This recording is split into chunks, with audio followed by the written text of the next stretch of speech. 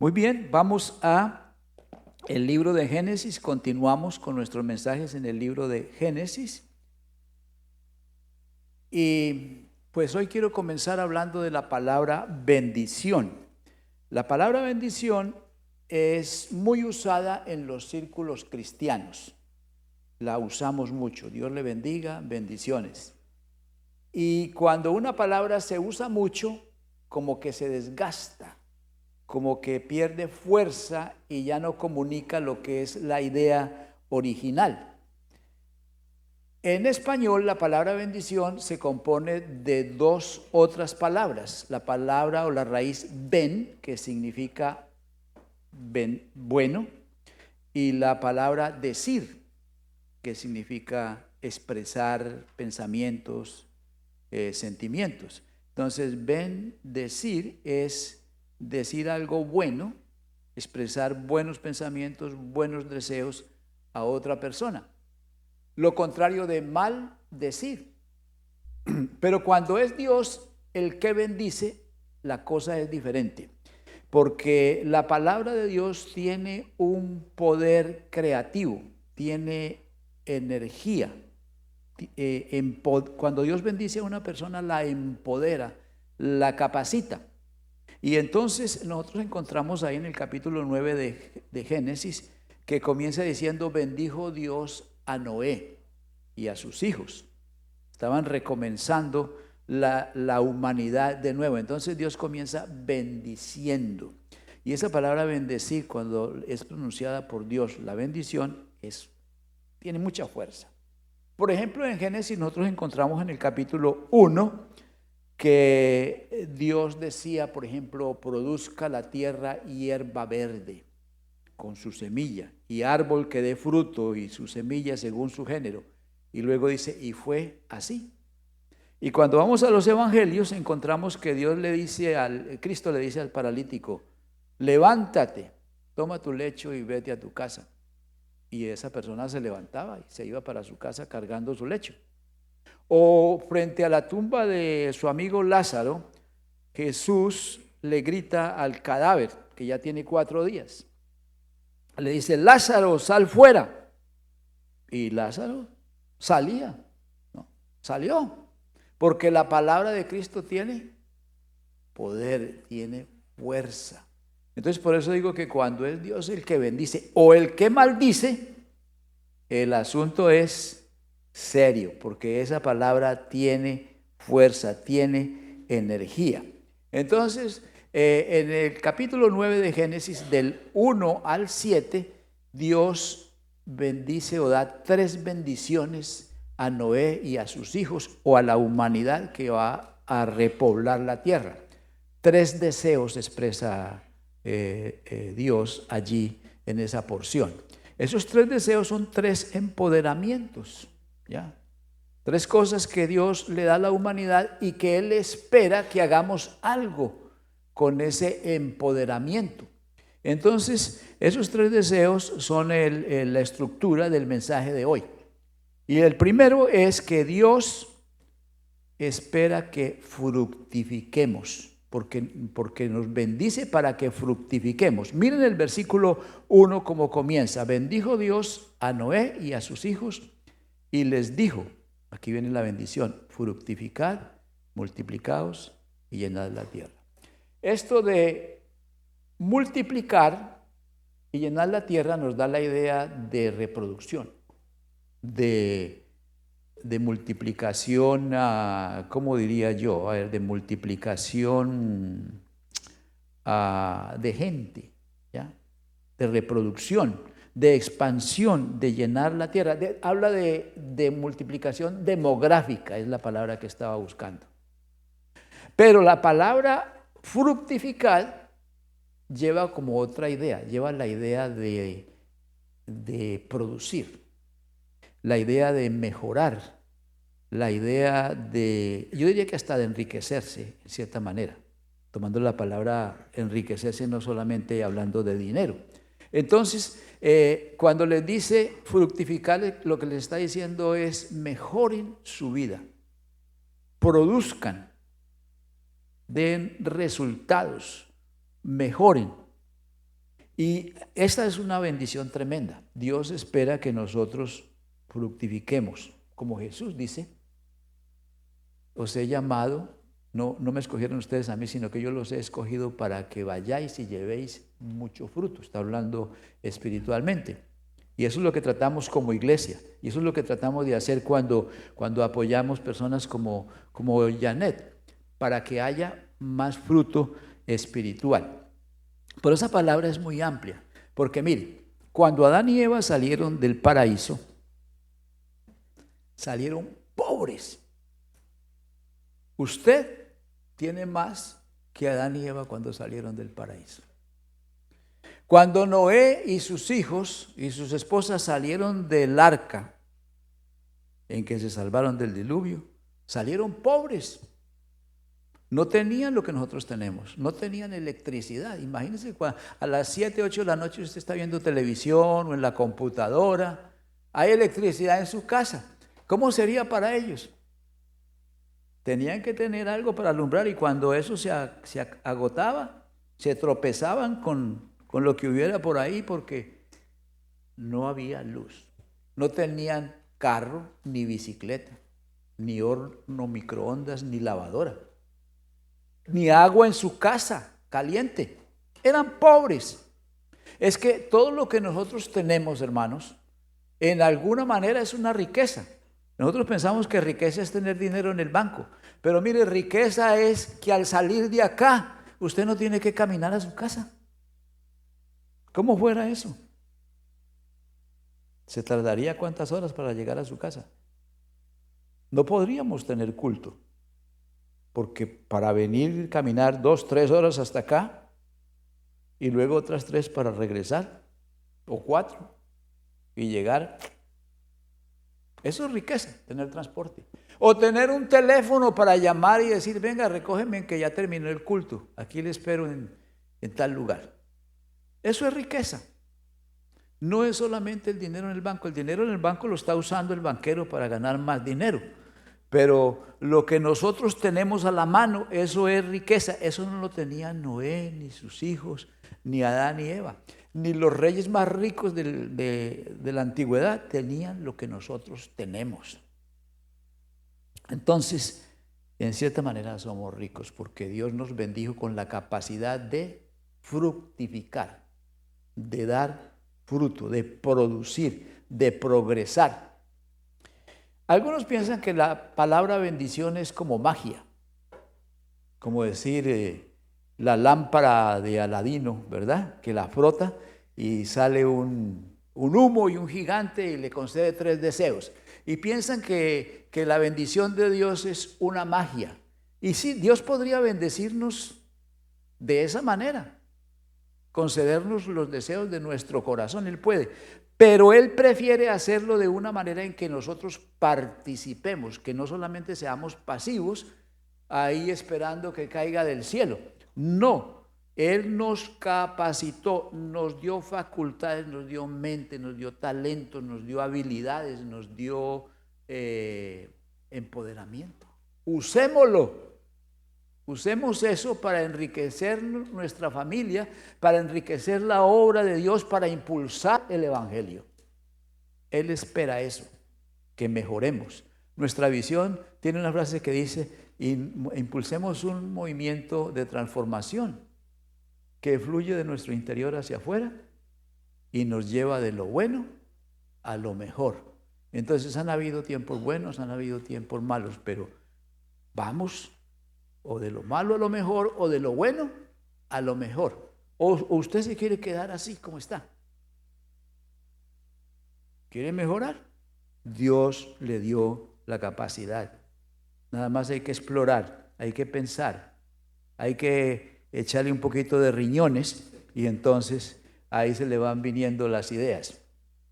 Bueno, del versículo 4 al 6, entonces tenemos otra bendición que Dios expresa y otra expectativa de Dios. Entonces, del versículo, ¿qué dije? 3 al 4, no, del 2 al 4, del versículo 2 al 4, Dios espera que dominemos la creación, que enseñoreemos, que nos enseñoreemos de la creación. A ver cómo dice del 2 al 4. Por aquí tenemos el 2. Infundiréis temor y miedo a todo animal sobre la tierra, a toda ave de los cielos, a todo lo que se mueva sobre la tierra y a todos los peces del mar. En vuestras manos son entregados. Un dominio sobre todo el reino animal. Más adelante también habla de las plantas y todo eso. Es dominar el reino animal y el reino vegetal. Y dice que infundimos temor y miedo en los animales. Quizás por eso es que a veces los animales nos atacan, porque nos tienen miedo. Y cuando alguien está asustado o tiene miedo, el instinto de defensa hace que ataque, porque el ataque es una forma de defensa. Pero cuando uno, por ejemplo, se encuentra con un animal, una serpiente, uno se asusta. Yo me asusto, pero la serpiente puede estar más asustada que yo, ¿no? Porque Dios nos dio ese señorío sobre el reino animal y también el dominio sobre el reino vegetal. Entonces, todo lo que se mueve nos ha sido dado para alimento. Por supuesto que no comemos de todo, ¿no? Los chinos se lo han tomado muy en serio, porque dice que comen hasta, probablemente no sea cierto, pero dice que comen hasta murciélago, ¿no? Pero eso es cuestión cultural y cuestión de costumbre. A la hora que tengas hambre, comes lo que sea, ¿no? Entonces, pero todo lo que se mueve nos ha sido dado para nuestro alimento. También dice que somos dueños de todo, porque ahí dice que, el 3, todo lo que se mueve y vive os servirá de alimento, y lo mismo que las legumbres y las plantas verdes, os lo he dado todo. Pero carne con su vida, que es su sangre, no comeréis. Quedémonos ahí donde dice, os lo he dado todo. Es nuestra propiedad, nos pertenece a nosotros. Claro que hay que entender que según las leyes humanas hay dos clases de propiedades. Está la propiedad privada y la propiedad pública o común. Entonces, propiedad privada, su carro, su casa, su yate, sus herramientas, mi bicicleta. Eso es propiedad privada. Propiedad pública, el mar, el aire, los parques, los freeways. Hay muchas cosas que son propiedad pública. Pero le pregunto, ¿cuál de las dos propiedades debe uno cuidar más, con más esmero? ¿La privada, la mía, o la pública? Las dos, deberíamos cuidar las dos con esmero y con celo. Pero en la práctica, ¿qué sucede? El que tiene alberca o piscina en su casa, la mantiene limpia, le da mantenimiento. Pero no le importa echar desperdicios al mar y basura y cosas por el alcantarillado, que al fin y al cabo va a ir al río y al mar, y eso se contamina y no le importa. Así somos. Cuidamos bien nuestro jardín. Yo conozco hermanos que siembran en el patio de su casa y cuidan bien eso. Pero va uno al parque público, el parque de la vecindad, y el basurero ahí tirado. Entonces, en la práctica, en la realidad, el ser humano cuida más lo propio, lo personal, que lo público. Pero nos fue dado todo, nos pertenece en alguna manera. Por eso es que el comunismo, o más bien el socialismo, no funciona. Porque en una sociedad donde impera el socialismo, el Estado, el gobierno, comienza a nacionalizar todo, lo nacionaliza, o sea, lo vuelve propiedad pública. Y entonces en esos países no hay mucho progreso, comienza el retroceso, la pobreza, porque las cosas pertenecen al Estado y el Estado es público. Entonces, si no, la gente no tiene algo propio, pues no se entusiasma, no quiere, no hay maneras de progresar así. Entonces, Por esa razón, ese sistema no funciona muy bien con la naturaleza egoísta del hombre. Así funciona.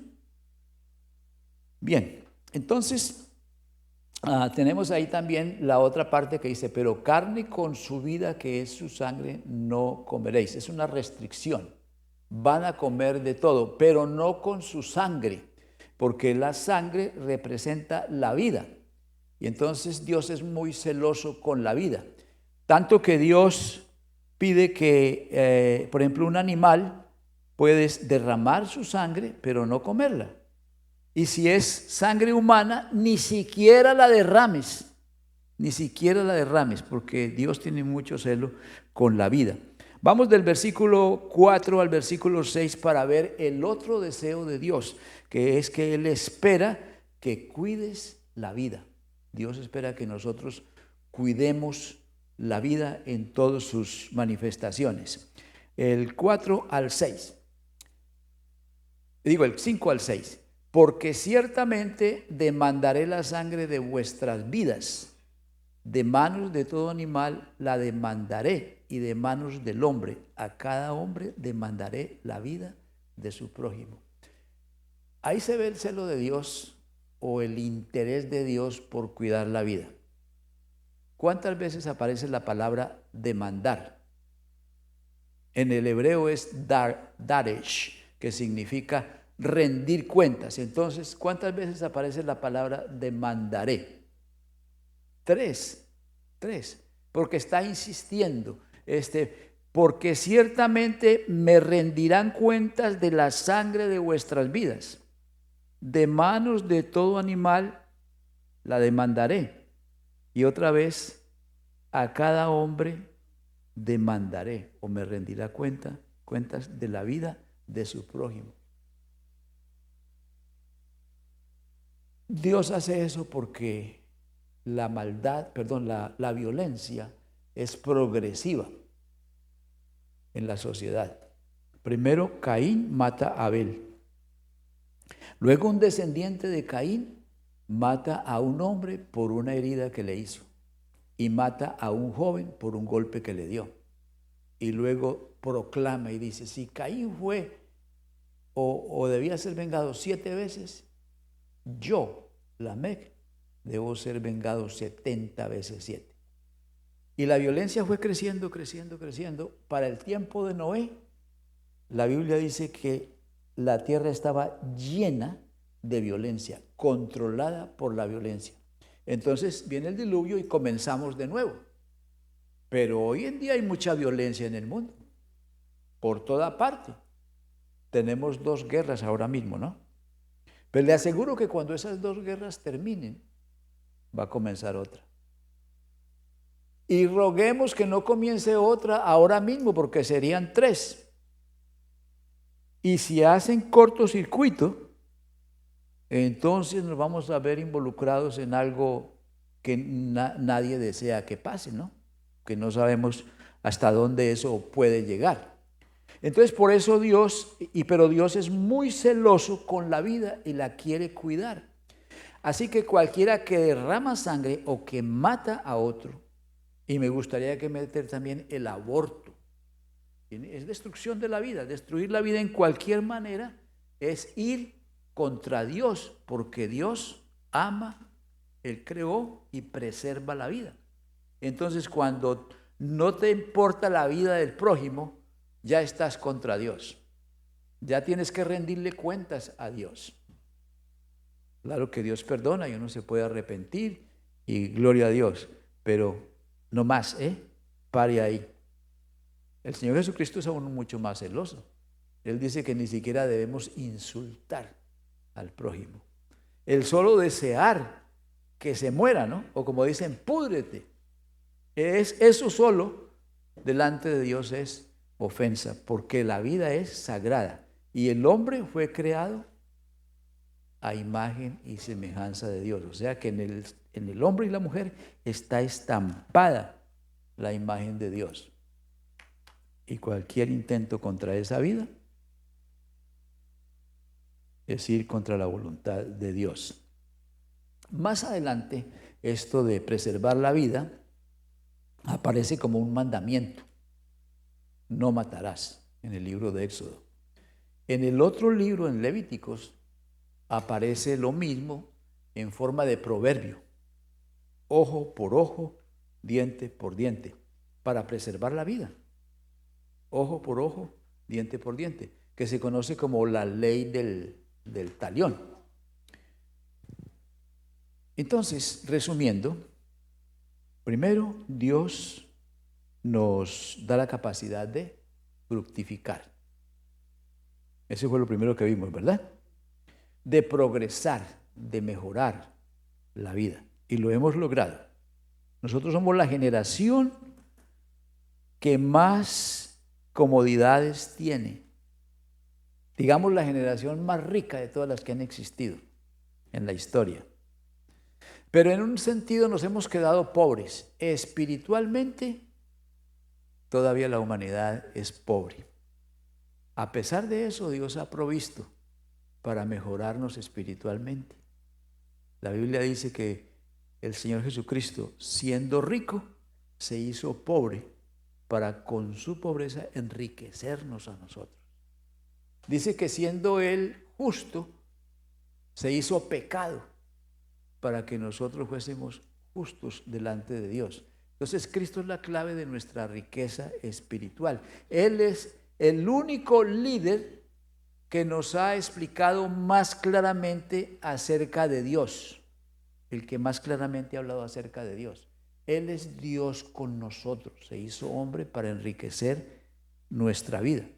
Pero en segundo lugar vimos que Dios espera que dominemos la creación y lo hemos logrado. Nosotros podemos dominar la creación. No tenemos la fuerza de un elefante.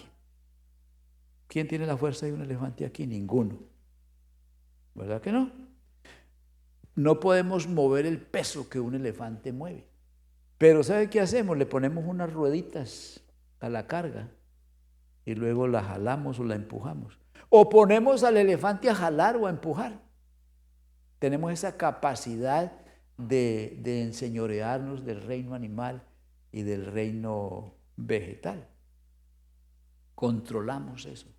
Pero hay una cosa que la humanidad no logra controlar, y es su inclinación hacia el mal. Interiormente el ser humano se descontrola. Controla todo afuera, pero adentro no hay control. Entonces necesitamos un poder superior al nuestro para poder controlar ese animal que está allá adentro. Y no se puede sino con un poder superior. Ese poder es el Señor Jesucristo. Por eso es que nosotros impulsamos el Evangelio, por eso es que mandamos misioneros, por eso es que hay seminarios, por eso es que hay viajes misioneros. Por eso es que se regalan filtros para dar la oportunidad de hablar del agua pura del Evangelio. Por eso es que nosotros hemos definido nuestra Jerusalén, nuestra Judea, nuestra Samaria y también lo que para nosotros es lo último de la tierra. Pero también en tercer lugar dijimos que Dios espera que cuidemos la vida.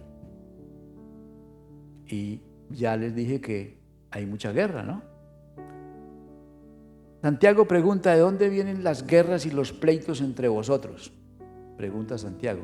Y él mismo responde, ¿no es de las pasiones que actúan o hierven en vuestros miembros?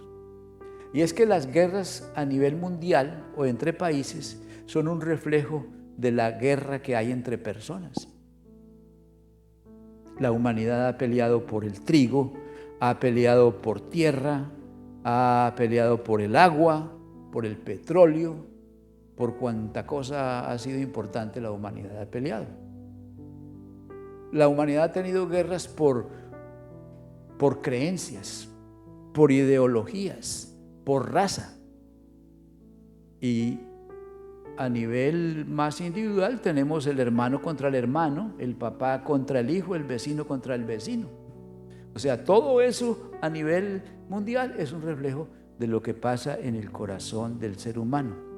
Y ahí es donde Cristo entra a poner su poder, a traer paz y a controlar esa vida. Entonces, la respuesta es Cristo. Y la guerra que cada individuo tiene es muy simple. Cada individuo tiene una guerra y es un conflicto entre decirle sí a mi carne, a mi ego, y no a Cristo. O decirle sí a Cristo y no a mi ego. Esa es la lucha. Y entonces la gente piensa, si le digo no a mi ego y le digo sí a Cristo, voy a perder. Eso es lo que la gente piensa. Porque el llamado del Señor Jesucristo es, si alguno quiere venir en pos de mí, niéguese a sí mismo. Dígase no a sí mismo y dígale sí a Cristo. ¿Y qué es lo que vas a perder? Si le dices sí a Cristo, vas a perder una vida de menor calidad. ¿Y qué vas a ganar? Una vida de más calidad.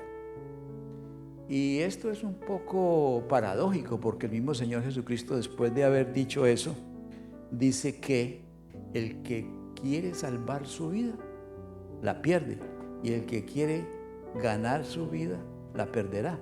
Entonces, ahí tenemos ese conflicto, pero la mejor manera de solucionarlo es definitivamente, dígase no a sí mismo y sí a Cristo. Pierdes una vida inferior para ganar una vida mejor. Pónganse de pies y le invito a tener un momento de reflexión, de meditación individual y personal. Y yo le voy a guiar en oración. Usted me va a seguir en esta oración, pero eso no quiere decir que usted no está haciendo su propia oración, porque usted me escucha, pero usted con lo que yo digo puede ir haciendo su oración, usando las mismas palabras o cambiando algunas, las que quiera. Entonces hable con el Señor de la siguiente manera. Dígale: Señor, desnudo salí del vientre de mi madre. Así fui. Nacimos pobres. Pero tú ya habías provisto los medios para ser abrigado, cuidado y alimentado.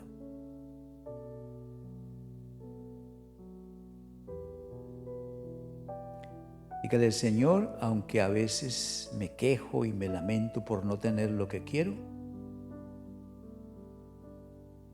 reconozco que siempre me has provisto para mis necesidades.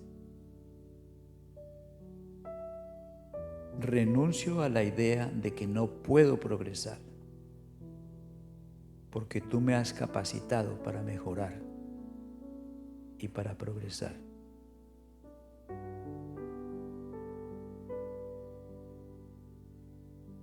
Gracias, porque cuando se trata de mi pobreza espiritual y de mi desnudez, de mi culpa, de mi vergüenza, Cristo es la respuesta. Gracias porque en vez de proveer una solución para ese problema espiritual, tú mismo te hiciste hombre y pagaste la deuda que merecían mis culpas. Gracias porque te hiciste pobre siendo rico,